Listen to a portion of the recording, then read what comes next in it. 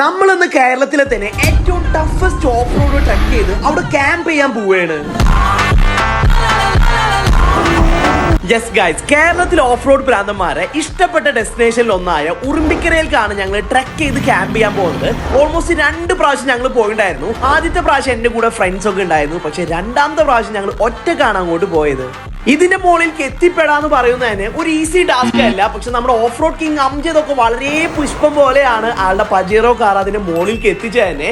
Finally അവിടെ camp ചെയ്ത് food അടിച്ച് കിട്ടിയ ഫീല് നെക്സ്റ്റ് ലെവലായിരുന്നു. നമ്മളുടെ ഈ ഒരു ട്രിപ്പ് ഇത്ര കിടിലാവാൻ കാരണം നമ്മളുടെ കയ്യിലുള്ള ടെന്റും ബെഡും ഷെൽട്ടറും ചെയേഴ്സ് ഒക്കെയാണ്.